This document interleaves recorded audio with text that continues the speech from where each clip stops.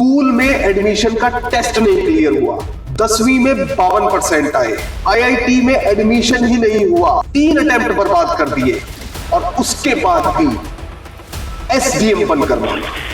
कभी कभी मन में तो आता था कि यार आईएएस बनना चाहिए, और जो समाज के लोग हैं, जो आपके रिश्तेदार हैं, वही कह देते हैं नहीं तू नहीं कर पाएगा, ये तो बहुत बड़े लोग करते हैं, ये तो बहुत इंटेलिजेंट लोग करते हैं, ये तेरे बस की गेम नहीं है। जब आपको कोई हारा हुआ आदमी कह देना तो वहां से जीत की तरफ बढ़ना और उस हार से एसडीएम बनना बड़ा कठिन है, पर मजा बड़ा आता है। मंदबुद्धि कहते थे लोग, पर उस जगह से निकलकर एसडीएम बनकर दिखाया। जीवन की जंग एक ऐसी जंग है जो आपको कुछ भी बना सकती है, पर आज हम हारे हुए आदमी की बात करेंगे जिसे मंदबुद्धि कहते थे और वो बन गया एसडीएम। कैसे बना भाई?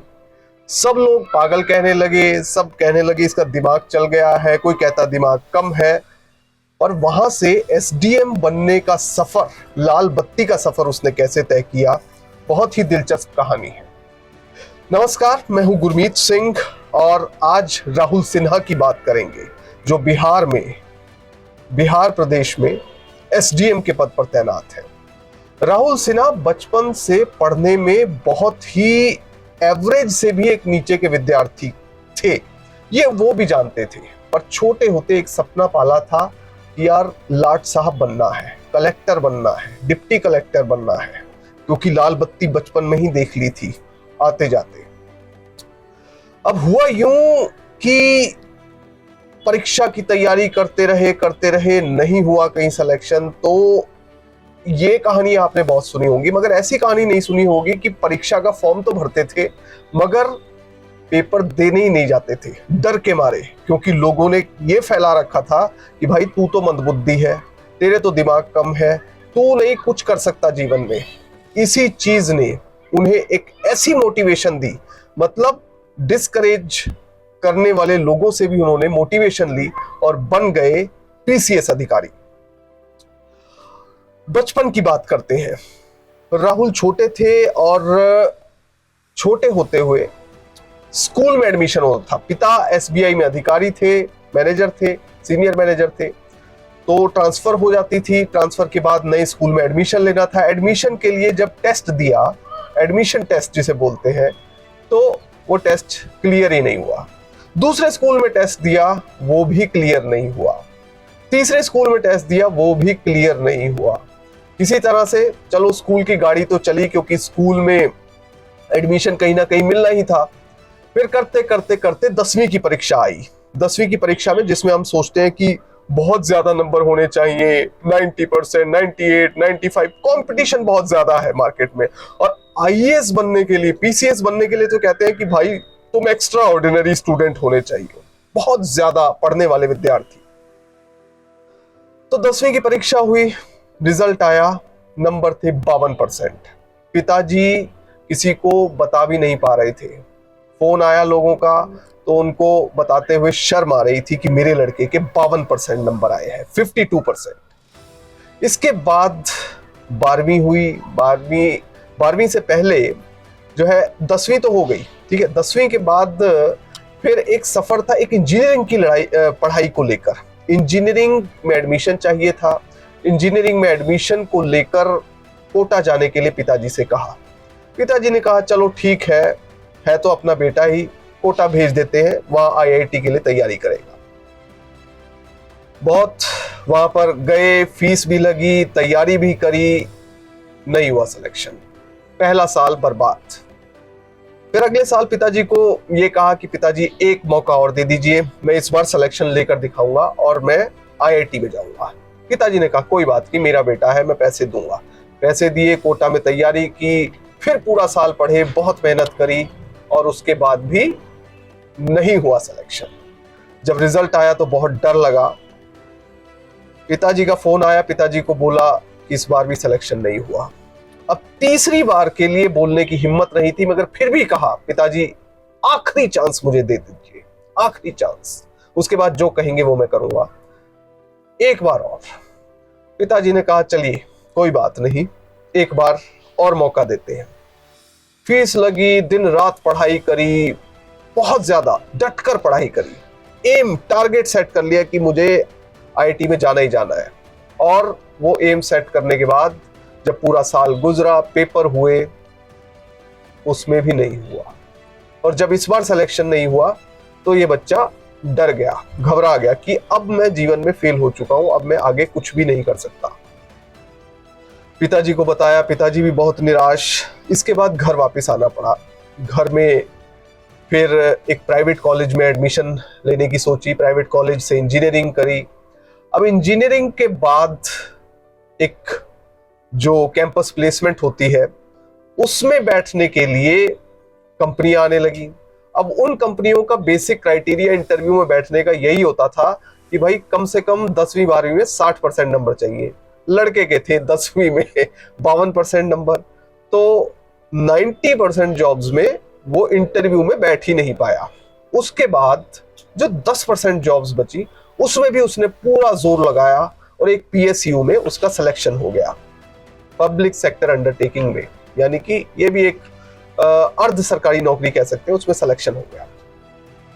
अब पीएसयू में सिलेक्शन हुआ, नौकरी चल रही थी ठीक ठाक, मगर मन में वही आईएएस का कीड़ा लगातार घूम रहा था। 2014 से तैयारी तो कर रहे थे, मगर जैसी तैयारी करने लगते थे फिर कोई ना कोई कहता, अरे यार आईएएस, यूपीएससी इतना बड़ा एग्जाम, लाखों लोग बैठते हैं, तुम नहीं कर पाओगे, तुम तो मंदबुद्धि हो, तुम नहीं करोगे। तो फिर किताबें छोड़ देते थे। करते करते करते करते समय गुजर गया, गुजरता गया। साल 2016 आया। 2016 में, और यूपीएससी में तो खास तौर पर यह हुआ कि जब यूपीएससी की तैयारी शुरू करी, फॉर्म भर देते थे, पेपर देने नहीं जाते थे, इसी डर से कि मेरा तो सिलेक्शन होना नहीं है। अगले साल भी फॉर्म भरा पर पेपर देने नहीं गए। डर ये था कि मैं जाऊंगा तो मेरा सिलेक्शन नहीं होगा, तो जाने की क्या जरूरत है।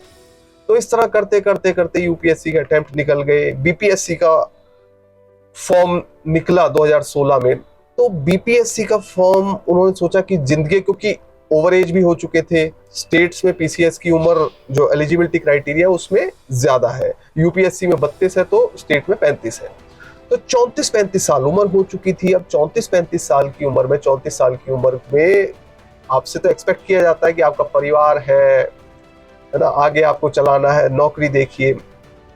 तो नौकरी वो कर रहे थे, मगर इसी दौरान उन्होंने कहा नहीं, ये मेरे पास आखिरी मौका है, क्योंकि वो लास्ट चांस ही था। तो पीसीएस में बैठने का फैसला किया, फॉर्म भरा। फॉर्म भरने के बाद उन्होंने कहा कि बस अब जुट जाना है, इस बार नहीं छोड़ना। और डीमोटिवेट करने वाले लोग लगातार लगे हुए थे कि नहीं, तुम नहीं कर पाओगे, किसी कीमत पे नहीं कर पाओगे। फिर भी लगे रहे। घर की हालत ऐसी हो गई थी कि एक तो ऑफिस जाना, ऑफिस जाएंगे, घर का काम करेंगे, उसके बाद रात को बैठकर पढ़ेंगे, तो नींद बहुत कम मिलती थी, 4 घंटे की नींद मिलती थी, उसमें आंखें लाल रहती थी।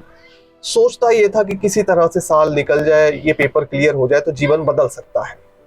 अब हुआ ये कि करते करते छुट्टियां ज्यादा लेने लग गए, क्योंकि उन्हें यह था यहां से नौकरी से छुट्टी ले लेते हैं तो किसी तरह से मैं टाइम स्पेयर करके पीसीएस के लिए पढ़ाई कर पाऊंगा।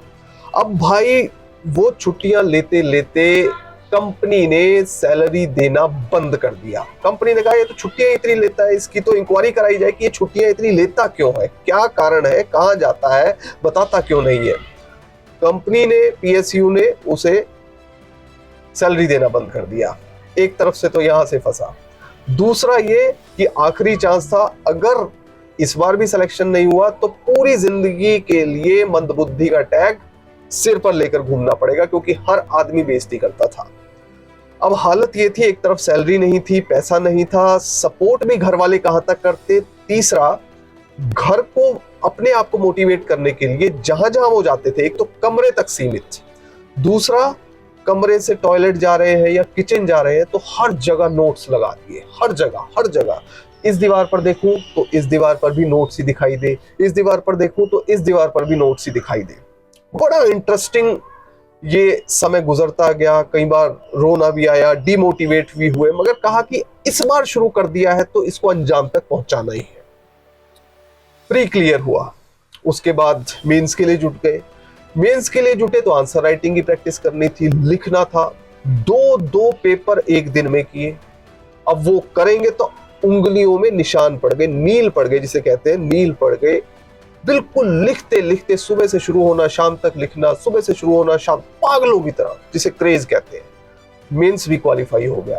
तो डिमोटिवेट करने वाले लोगों ने फिर एक धारणा बना लेते हैं किसी व्यक्ति के बारे में, तो अरे भाई तुझसे होगा ही नहीं। इंटरव्यू में जाना था तो इंटरव्यू के लिए भी बहुत लोगों ने डिमोटिवेट किया, पर किसी तरह इंटरव्यू में भी पहुंच गए। अब इंटरव्यू में एक गोल मेज पड़ा हुआ है, उसमें एक कोने में उन्हें बैठने के लिए बोल दिया, इंट्रोड्यूस करिए अपने आप को। सवाल ये किया, भाई इतनी उम्र हो गई, अब भी क्यों आप सरकारी नौकरी में, एडमिनिस्ट्रेटिव सर्विस में आना चाहते हो? तो उन्होंने कहा कि मुझे टेक्नोलॉजी का ज्ञान है, मैं बेंगलोर में नौकरी करता हूं, टेक्नोलॉजी का ज्ञान है और मैं बदल सकता हूं। कैलिफोर्निया का एग्जाम्पल दिया। उन्होंने कहा कि अगर एग्रीकल्चर में, कैलिफोर्निया में टेक्नोलॉजी का इस्तेमाल करके बहुत ज्यादा कृषि क्षेत्र में तरक्की की जा सकती है, तो मेरे जैसे व्यक्ति का प्रशासनिक सेवा में इस्तेमाल करके क्यों नहीं प्रशासन अच्छे तरीके से, सुचारू ढंग से चलाया जा सकता। काफी जो वहां पर पैनल के मेंबर थे काफी इंप्रेस हुए, तो फिर इंटरव्यू भी हो गया। उसके बाद वो फिर से रोजाना वो जीवन चल पड़ा, नौकरी कर रहे थे, तो आदमी कुछ समय के लिए भूल जाता है। फिर आया इंटरव्यू के रिजल्ट का दिन। अब ये बड़ा इंपॉर्टेंट था, दोस्त का फोन आया, उसने कहा कि भाई इंटरव्यू का रिजल्ट आ गया है। तो सबसे पहली बात जो खटकी कि भाई अगर इस बार भी नहीं हुआ ना तो मरने वाली नौबत है, पूरी जिंदगी के लिए टैग लग गया। दोस्त ने कहा तुम एसडीएम बन गए हो। यकीन ही नहीं आया, पहली बार तो यकीन ही नहीं आया, क्योंकि इतनी हार, जो बच्चा एडमिशन स्कूल में ना ले पाया हो, अपने एडमिशन के टेस्ट में फेल हो गया हो, 10वीं में 52% लेकर आया हो, आईआईटी के लिए 3-3 साल 3-3 अटेम्प्ट बर्बाद कर चुका हो और कोटा में जाकर पढ़ाई कर रहा है, फिर भी नहीं हो रहा है, यूपीएससी का एग्जाम नहीं दिया है, वहां बहुत डिमोटिवेट है, तो वो यहां पर कैसे एसडीएम बन जाएगा? इतना ज्यादा डिस्करेज्ड। जब खुद रिजल्ट देखा अपनी आंखों से तो एक बार देखने पर भरोसा ही नहीं हुआ, दूसरी बार देखा, तीसरी बार नीचे से देखा, चौथी बार फिर अलग अलग साइटों पर देखा, अलग अलग जगह जाकर देखा, इधर देखा उधर देखा, तब कहीं यकीन आया कि मैं एसडीएम बन गया हूं।